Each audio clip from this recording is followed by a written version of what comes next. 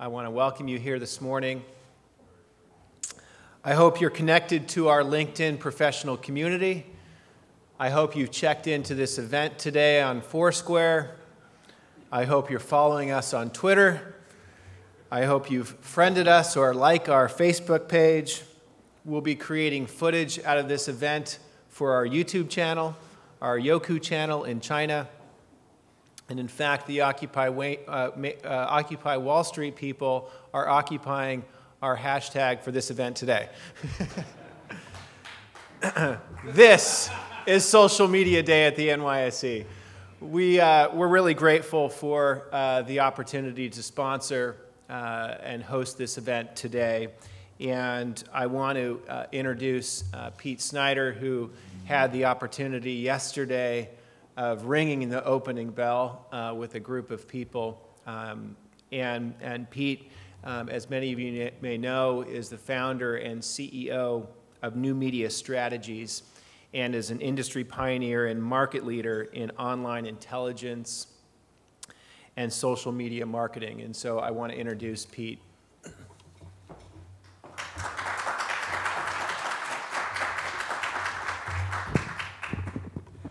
Good morning, folks. As Scott mentioned, the New York Stock Exchange was kind enough to have us ring the bell yesterday morning, and I got to tell you, it's the absolute dream, I think, of every entrepreneur out there and every startup to have the opportunity to be in the cathedral of capitalism that is the New York Stock Exchange and get an opportunity to ring that opening bell.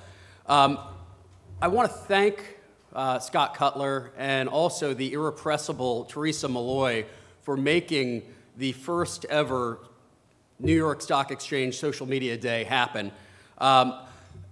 As Scott mentioned as well, my company, New Media Strategies, really helped pioneer social media marketing over 12 years ago.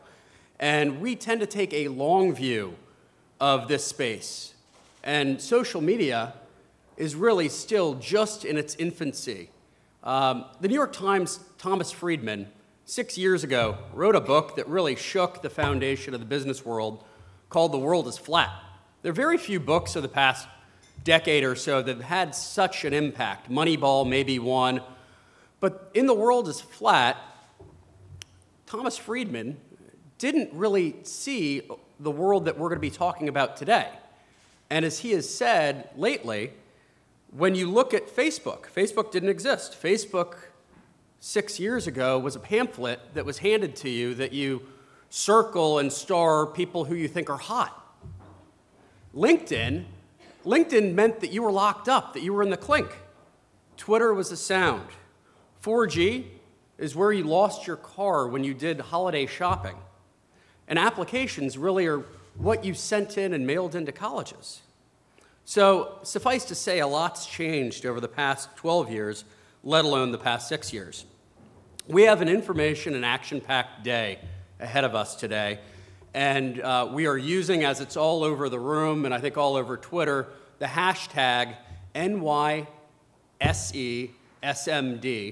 So use that, tweet away, live tweet, whether you agree with what's being said on stage or not. If you don't agree with things and you want to flame someone out, my Twitter handle is @PeteSnyder. So it's @PETESNYDER. But we're thrilled to have some of the leading minds and brightest folks in social media today, communications, labor relations, politics, and government regulation.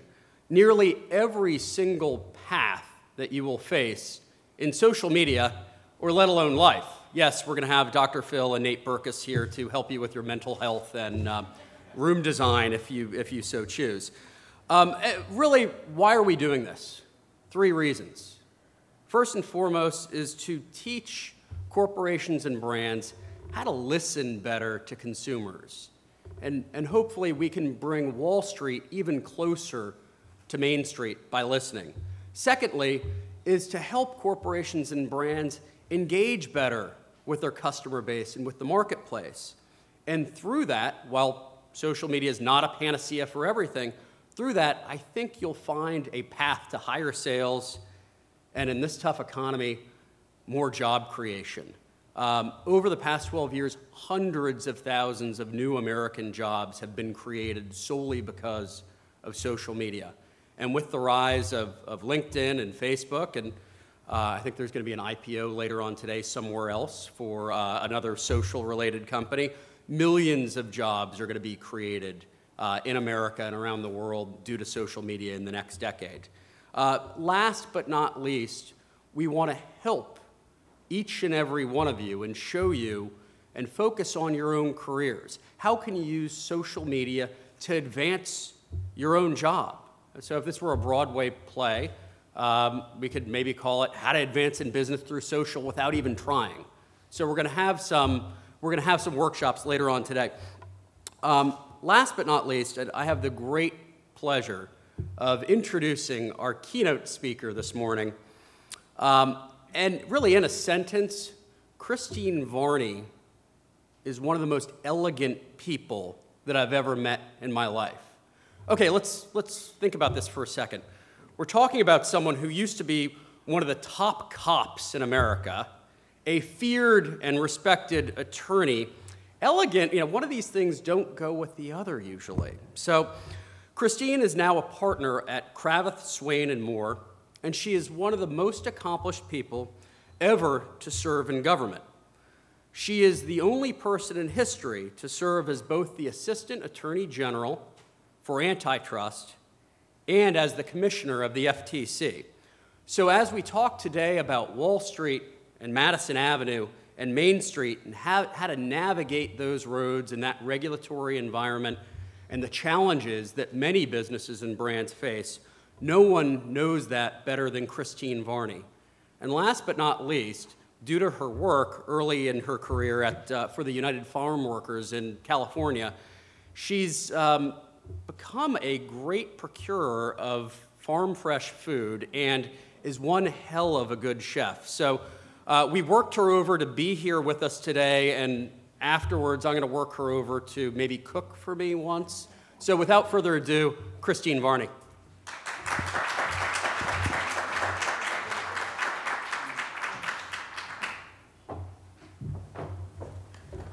Good morning. When Pete asked if I would be interested to come today, I said, are you kidding? I've been following Pete and what he's been doing since he asked me to help him start his company on the legal side in, I think it was 99, Pete, was it? Yeah. And, it was all very new then, the intersection of government regulation, the intersection of marketing. We didn't, I don't think, call it social media then. We called it word of mouth marketing, right? So we've really seen the evolution of the industry.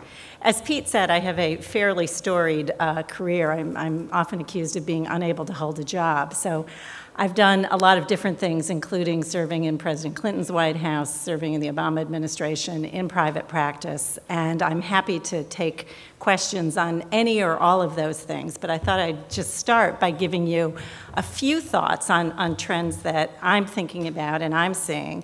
For me, it's kind of deeply personal. My husband was one of the original participants in the great project in the 80s called DARPANET. And so we used to have an old computer in our house outside our bedroom, and when our kids were little, they thought it was a towel holder because all the towels were stacked on top of it. And when they went to somebody else's house and they saw a computer in a office, a home office, my younger son said, "Why is your towel holder in the office?" So I think we've come a long way from that. And one of the things that we've come a long way in, two that I want to talk about in particular, are internet payments and music. What I've been watching lately is the virtual currency, and I'm particularly interested in Facebook credits. Facebook credits are a virtual online currency that for now exists primarily in the social game space. People spend real dollars and receive virtual currency in return with which they can purchase virtual goods, whether it be tractors in Farmville, weapons in World of Warcraft, or anything with Linden dollars in Second Life. Most of the games that have virtual currencies right now are native to the game. Users can't port a Second Life Linden dollar to buy a tractor in Farmville. They remain within their own environment. But in the summer of this year, Facebook announced that Facebook credits would be mandatory for all game developers that use Facebook as a platform. credits may become a universal portable currency within the Facebook gaming space. After purchasing 30 Facebook credits, users could spend 15 on a Farmville tractor and 15 on some food ingredients in Restaurant City, a personal favorite of mine. The credits trade on a 1 to 10 basis, with 30% going to Facebook. The market for virtual goods is much larger than you might think. In 2010, total revenue for social gaming was $856 million, of which 60% came from the sale of virtual goods, and the market is growing rapidly. Facebook Credits is set up to become a competitor in the online payments market. The credit system could expand outside the gaming world and become a general tool for online payments, a direct competitor to services like PayPal, ProPay, Google Checkout, and many others. Facebook has already made tentative extension of credits beyond its birthplace in the virtual goods world. For instance, Warner Brothers tried accepting credits for movie purchases and rentals. Users could visit a movie's Facebook page, pay 30 credits, and get a streamed movie. Facebook has formed a subsidiary called Facebook Payments, Inc., entirely devoted to credits, and has registered the corporation in many states, which might be because large money flows can arise a regulatory interest. In April, Facebook launched a daily deals service similar to Groupon and allowed users to pay for the deals with Facebook credits. This means credits can now be used to buy real-world goods. Peter Thiel, a founder of eBay, is also a Facebook board member, and I believe Facebook is strongly and well-positioned to become a real player in the online payments world.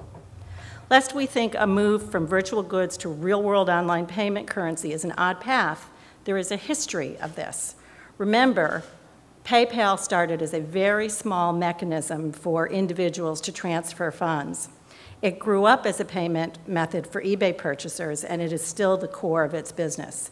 2008 was the first year in which PayPal's total volume of payments was greater off eBay than on.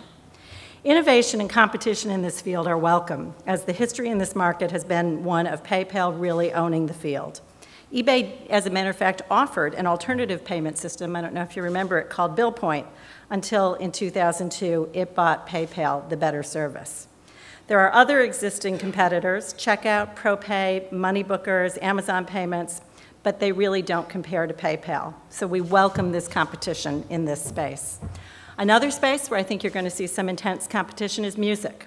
Google Music is integrating with Google+.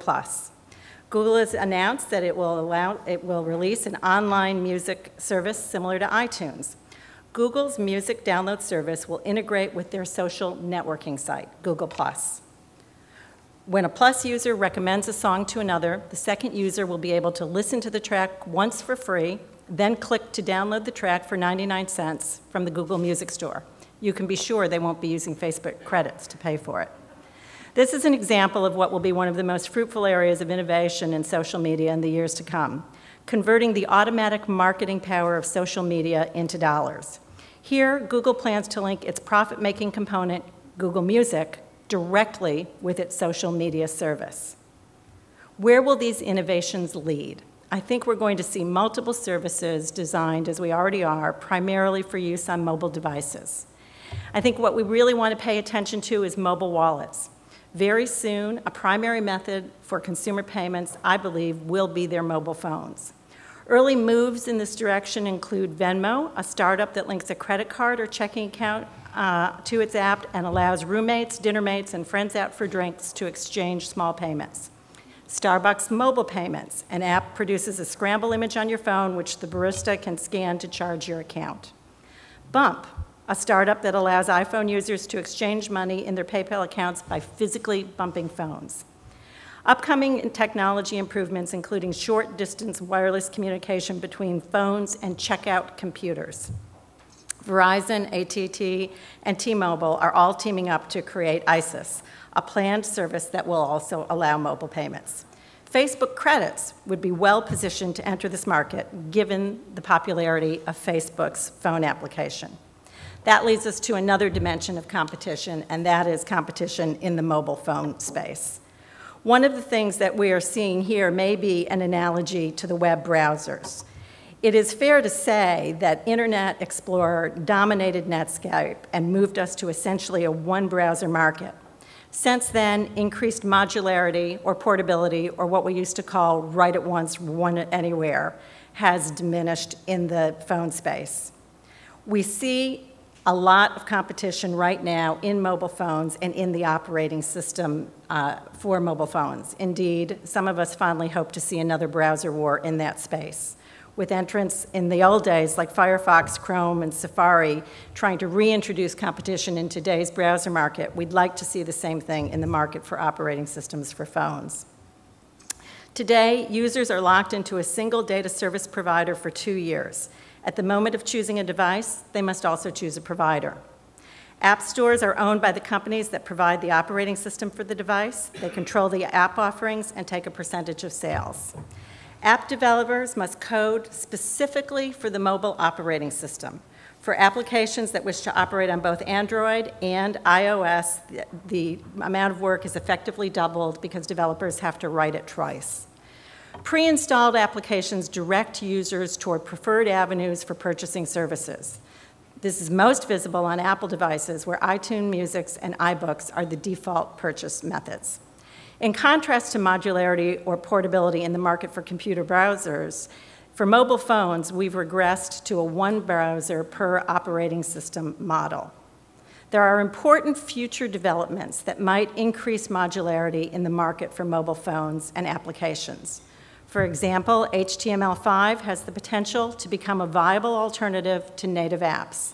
HTML5 applications run through browsers and are thus not tied to either Android or iOS.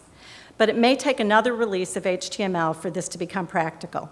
Developers generally agree that HTML5 is still less powerful than native coding.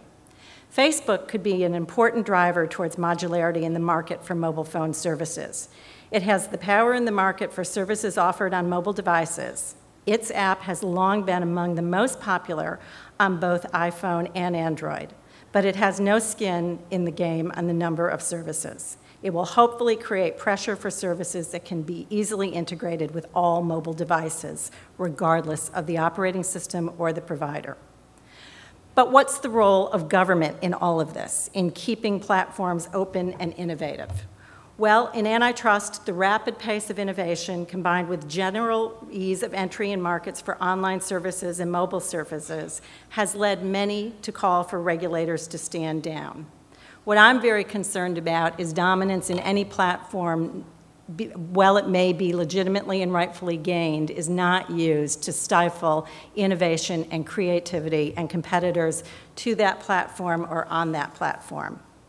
A corollary of protecting innovation in antitrust terms is the difficulty antitrust regulators have in defining markets. When we look across a space, for example, a search engine, what is the market that we're looking to protect? Is it the market for search? Is it the market for paid search? Is it the market for advertising dollars? If it's a market for advertising dollars, is that market confined only to the internet, or does it compete with more traditional means of advertising, whether it be radio, TV, or traditional signage? These are all very difficult questions for antitrust regulators, but they certainly don't mean that antitrust won't play a role. These were the questions that we faced when we looked at the Comcast-NBC transaction and what kinds of markets were we concerned about in that space. Although it was a difficult question, it was one that we did not shy away from, and time will tell whether or not we got the answer right on Comcast-NBC. I'm also particularly concerned from my old days when I was a Federal Trade Commissioner on the privacy front. Well, I think the market can function very well with the right kind of antitrust enforcement. I'm not sure, and I've never been sure, that there is a, quote, market for privacy. Pete and I have had years and years of discussion about whether or not the market can self-regulate and provide consumers, citizens, and individuals with the amount of privacy that they desire. Well, I think Pete and I share a view that the market probably could. We just don't see a lot of demand for privacy. I think we used to joke, Pete, that people would sell their medical history for a nickel off of a Big Mac, and I think that's true, still the case. But I think as a society, we have to question whether or not privacy is a societal value which we wish to achieve. And if we do wish to achieve privacy, how do we maintain that in a digital age where everybody knows everything about everyone in real time with no consequence? And let me just close with a story. My family is from a small village in Ireland, and in Ireland, everybody knew everybody in real time, but it was all within a context, and it was within a context that had consequences. So that if you had a neighbor, friend, an uncle who enjoyed his porter a little too much at night, the bartender and others knew to watch out for him and knew to make sure that he got home okay. They didn't take that information and sell it to an insurance company that could then be used to determine the rate to insure him. So I think, while we may be moving towards a global village, I do worry that we move towards a global village that doesn't have consequences for protecting individual privacy and integrity. If you look at the rise of social media and all of the terrific things that it has enabled, including the Arab Spring, or some would say the spread of the Occupy Wall Street movement, which has started an important dialogue, there's also a downside to a lot of anonymity. And I think that's something that government is going to be grappling with in the next couple of years. So with that, I'd love to take questions on anything or nothing at all. So do we have questions? Pete? I'll kick it off. Sure. Steve, you may kick me later on. No, never. On the spot, but look, you were a top official in both the Clinton and Obama administrations. There was a lot of talk between New York and Washington around the country. What is the role of the government in the economy, regulation? Right. How do we get the economy moving again? How do we get the economy moving again? If you were to give, 3 tips of advice to your former colleagues on what can be done from a government perspective to really get this economy moving again, what would that be? Well, fortunately, Pete, I'm looking and right I'm being behind kicked, you. Right? I'm looking right behind you. My 3 tips would be look, listen, and lead, because what I see a lot of in Washington, and I was born in Washington. I spent almost my whole life there. I've recently moved here to Manhattan, and Washington at the moment, I think everybody would agree, is dysfunctional and broken. And what you see in our political system right now is our leaders tend to just talk past each other. It seems to be about putting political points on the board and not about solving problems. I think it's going to be very telling whether or not this super committee can meet its mandate. And we have the opportunity to really reset both spending and revenue collection in this country and rebalance what our priorities are. It's not clear to me that it's going to get done. And I think there's hope that the committee will meet its mandate, but among a lot of the cognoscenti, there's some pessimism. So, I'm a great believer, as you know, Pete, in collaborative dialogue. And in order to have a collaborative dialogue, you have to be willing to hear things that you disagree with, you don't believe in, you may think are wrong. And compromise is never easy, but it's almost always the right thing to do. So, we'll see. We'll see where it goes. I'm not sure. I certainly don't know how to get America back to work or how to create more jobs. I do know that if we don't have a political system that's functional, the people that are occupying Wall Street and their colleagues around the country may take matters into their own hands.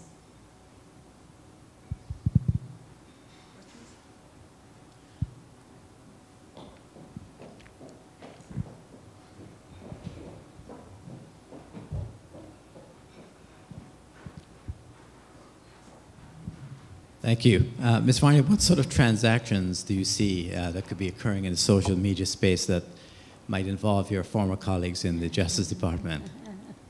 I would suspect that anything that Google undertakes will get some review. Google's right now got 2 transactions, the Motorola transaction, and I think, did they announce they were buying one of the restaurant review sites, I think? Does anybody know that? I think there's 2 transactions that Google's got. Google is so big, I think it's of continual interest to antitrust regulators, and they've said that. Google has said that, and they acknowledge that. I think that the antitrust regulators are very interested, as I said earlier, in making sure that we continue to see platforms for innovation. And that's what we saw in Comcast NBC, although it wasn't social network. You know, it was the largest cable company in the United States acquiring one of the largest content creators in the United States. And the idea of keeping platforms open for content distribution was very, very important. So, well, it's tricky. I think that you want to continue to maintain a watchful eye. You don't want to be overly interventionist in the marketplace, but at the same time, you do want to watch that emerging competitors are given the space to innovate and to continue to bring great new product to market and bring prices down when you can. So we'll see. I don't have any particular transactions on the horizon that I would see.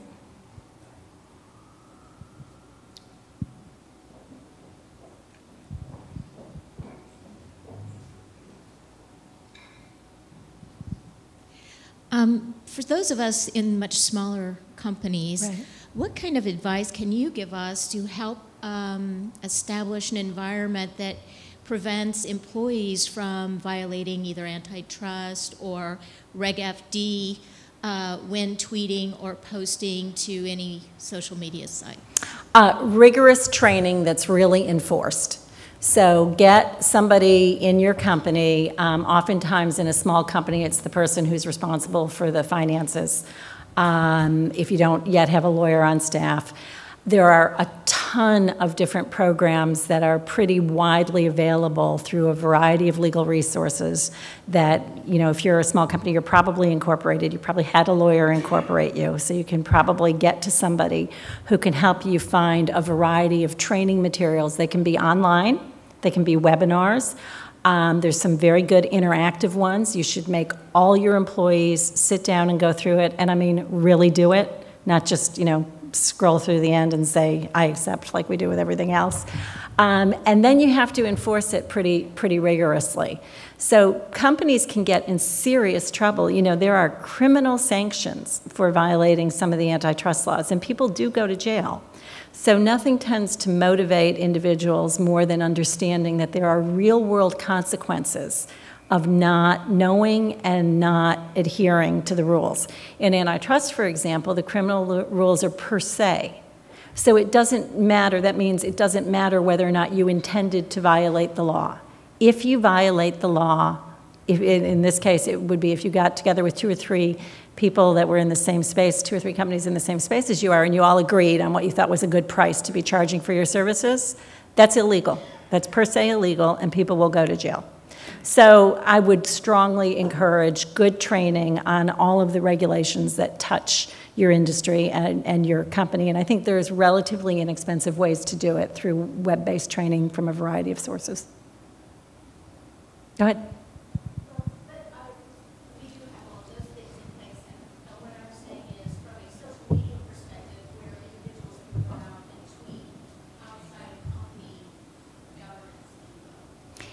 If they break the rules, you need to fire them. I mean, you know, I'm a mom. I'm pretty simple. You let somebody get away with something once, you can be certain it will happen again. So, you know, I don't mean to be that draconian. If you put a system in place where you get a 1 warning, and if a 1 warning doesn't work, you know, nothing works as well as real consequences. It's true for kids, it's true in corporate America, it's true anywhere. So you got to set the consequences up for violating the rules and enforce them. I know, Pete, we confronted that a lot of times, and would you agree? You got to have a really rigorous framework and hold people accountable. Yeah. By the way, when you do that, you have to have really good HR processes in place, because you don't want to get then sued for any kind of employment discrimination. So you need to have written down procedures and processes in place that you adhere to. Any questions? I have a question for you, Christine, regarding you covered the privacy issues pretty extensively in your presentation. Do you think that technology moves so quickly that it's difficult for individuals as well as the regulators to keep up with the speed of innovation that would protect consumers and protect overall privacy issues. I do. I think what often happens is that regulation always lags behind technology. So what we have to do is identify goals. If we want individuals to have the right to protect their privacy, we need to pass laws that say individuals own and control their own data. Companies then need to be able to have the freedom to use technology in any way that's appropriate in their business to comply with the law. What I really tried to always to stay away from when I was a Federal Trade Commissioner and when I was in the Department of Justice was legislating technology, because that will never work. Things like, the do not track proposed legislation, I am not a proponent of. Do not track is a specific technology. It's at a rudimentary or rough level, a specific technology mandate. It's not a standard that says individuals have the right to individuals have a right to privacy, including privacy of browsing data. Okay, and then you let people go ahead and figure out how to achieve that. So I'm very skeptical of legislating technological mandates. I think legislating broad principles and goals and let companies figure out how to comply with them. Laws don't stop bad people from doing bad things. So you can have a law, and if it doesn't mandate a specific, avenue, people are still going to break the law. All law does is give you more tools to go after the bad guys. So we shouldn't think that you have to write these comprehensive laws so that everybody can understand which side of the law they're on. I don't adhere to that at all. I think that you let companies achieve broad legal mandates through the technology that's most appropriate for their business and their industry. Any other questions?